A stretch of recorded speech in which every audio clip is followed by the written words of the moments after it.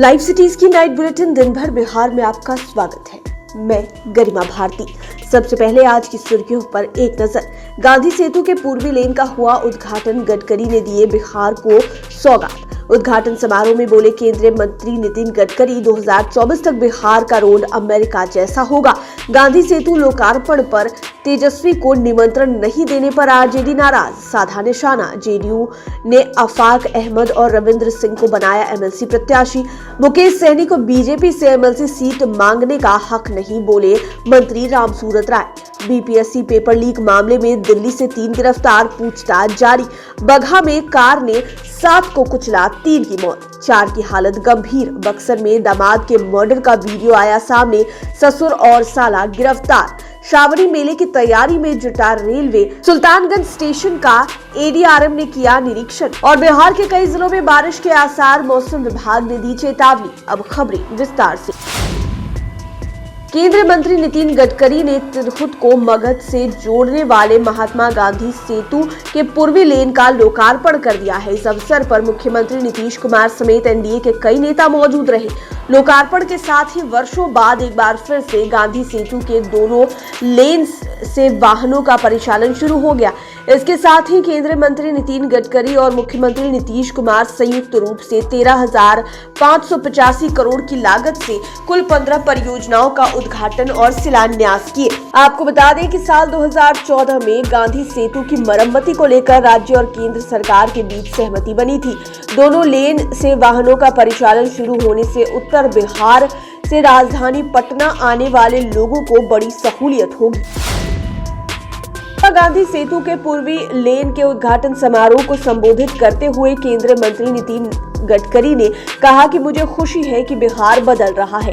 Traffic के load को मैं खुद देखूंगा, यदि जरूरत पड़ी तो आने वाले दिनों में डबल डेकर पुल भी बिहार में बनवाऊंगा। केंद्रीय मंत्री ने कहा कि पीएम मोदी और राज्य के मुख्यमंत्री नीतीश कुमार के नेतृत्व में 2024 से पहले बिहार का रोड नेटवर्क अमेरिका जैसा होगा। उन्होंने कहा कि मैं जो कहता हूं डंके की चोट पर कहता हूं। जल्द ही इथेनॉल के क्षेत्र में बिहार काफी प्रगति करेगा, इससे किसानों को काफी फायदा होगा। वहीं दूसरी ओर सीएम नीतीश कुमार ने 2005 के पहले की सड़कों की हालत पर चर्चा की। सीएम ने कहा कि हर चीज को मेंटेन करना है, चाहे सड़क हो, पुल हो या पुलिया हो, सभी ठीक रहे, इसकी निगरानी जरूरी है। केंद्र के सहयोग से बिहार काफी उत्तम दिखेगा।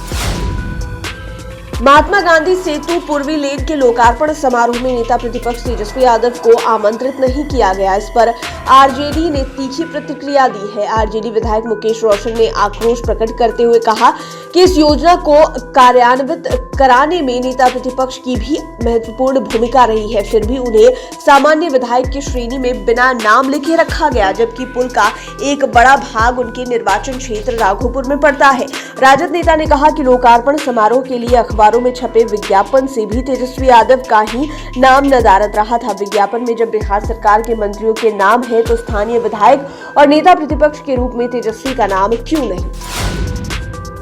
जेडीयू ने विधान परिषद चुनाव के लिए अपने 2 उम्मीदवारों के नामों का ऐलान कर दिया है। आफाक अहमद और रविंद्र सिंह को जनता दल यूनाइटेड ने विधान परिषद चुनाव के लिए प्रत्याशी बनाया है। इसकी आधिकारिक घोषणा जेडीयू ने कर दी है। आफाक अहमद खान जेडीयू के राष्ट्रीय महासचिव के पद पर हैं, जबकि रविंद्र प्रसाद सिंह जेडीयू के राष्ट्रीय सचिव हैं। आपको बता दें कि बिहार विधान परिषद चुनाव के लिए जेडीयू और भाजपा ने 2-2 उम्मीदवारों को मैदान में उतारने का फैसला लिया है। भाजपा ने अभी तक अपने उम्मीदवार तय नहीं किए हैं, जबकि आरजेडी के 3 उम्मीदवारों ने सोमवार को नामांकन किया। इस दौरान राजद सुप्रीमो लालू प्रसाद यादव भी मौजूद रहे।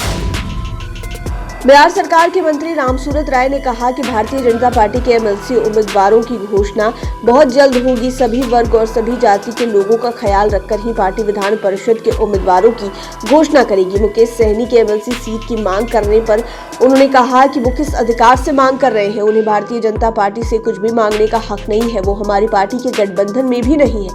मंत्री ने कहा कि हमारी पार्टी लगातार कार्यकर्ताओं का ध्यान रखती है। गठबंधन के हिसाब से कोई उम्मीदवार को फाइनल किया जाता है। जब उनसे पूछा गया कि मुकेश सहनी कह रहे हैं कि लोकसभा चुनाव के समय में भारतीय जनता पार्टी ने कहा था कि उन्हें बिहार विधान परिषद की 1 सीट देगी, तो उन्होंने कहा कि अब मुकेश सहनी हमारे साथ नहीं है और उन्हें भारतीय जनता पार्टी से कुछ मांगने का हक भी नहीं।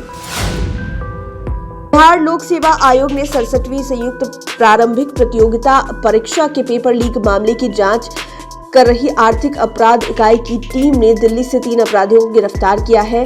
गिरफ्तार अपराधियों में से 2 युवक बिहार के मधुबनी के रहने वाले हैं, तो वहीं एक युवक उत्तर प्रदेश का मूल निवासी है।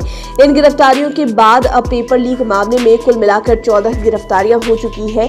इन अपराधियों के तार सॉल्वर गैंग पिंटू यादव के साथ जुड़े हुए हैं।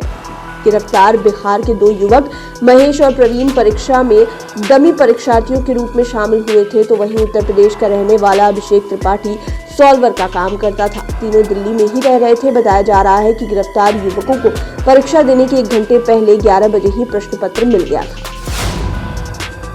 बगहा में 80 किलोमीटर प्रति घंटे की स्पीड से ब्रेजा कार बाहर खेलते बच्चों को कुचलते हुए घर में घुस गई। कार ने 7 लोगों को रौंद दिया। इसमें 3 की मौके पर ही मौत हो गई। 4 बच्चों की हालत गंभीर बताई जा रही है, जिनका इलाज जारी है।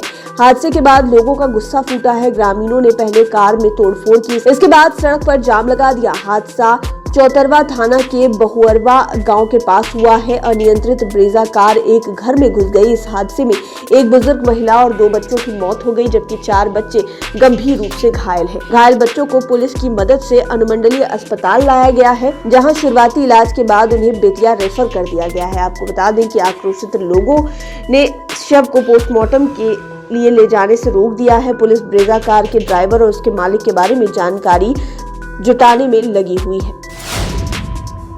बक्सर में ऑनर किलिंग का वीडियो सामने आया है, जिसमें सैलून में शेविंग कर रहे शख्स को पहले साले ने गोली मारी, फिर उसके ससुर ने गोली मार दी। दोनों ने दामाद की मौत के बाद भी उसे लात और पिस्टल की बट से पीटा। पूरी वारदात वहां लगे सीसीटीवी में कैद हो गई। एसपी नीरज कुमार सिंह ने कहा कि मोनू राय की हत्या ऑनर किलिंग में उसके साले और ससुर ने मिलकर की है। दोनों को गिरफ्तार कर लिया गया है। साथ ही हत्या में इस्तेमाल हुए हथियार को भी बरामद कर लिया गया है। बताया जा रहा है कि मोनू ने 2 वर्ष पहले सुनील पाठक की बेटी पूर्णिमा को उसके घर से भगाकर प्रेम विवाह कर लिया था। सुनील ने मोनू राय पर एफआईआर दर्ज कराई थी। सुनील और उसके परिवार ने इसे अपनी प्रतिष्ठा से जोड़कर देखा और मौका मिलते ही मोनू की हत्या कर दी। विश्व प्रसिद्ध श्रावणी मेला को लेकर रेलवे विभाग पूर्व से ही तैयारियों में जुट गया है। कोरोना के कारण 2 साल से यह मेला बंद था, इसलिए इस बार ज्यादा भक्तों की भीड़ रह सकती है। इससे व्यवस्था में कोई भी गड़बड़ी ना हो, इसके लिए रेलवे पूर्व से तैयारियों में जुट गया है। इसी सिलसिले में रेलवे के एडीआरएम सुजीत कुमार ने सुल्तानगंज रेलवे स्टेशन का निरीक्षण किया। निरीक्षण के दौरान जो भी व्यवस्था में खामी देखी गई, उसको सुधार करने का निर्देश भी दिया गया। इसके साथ ही प्लेटफॉर्म पर पानी की व्यवस्था, पंखा और लाइट का भी खुद से जायजा लिया। निरीक्षण के दौरान स्टेशन परिसर के वाटर सप्लाई नल, शौचालय, टिकट काउंटर, पूछताछ केंद्र सहित अन्य जगहों का स्थल की जांच भी की गई। विभाग के अधिकारियों के साथ समीक्षा बैठक कर श्रावणी मेले से जुड़े कागजात की भी जांच करते हुए व्यवस्था दुरुस्त करने का निर्देश दिया गया।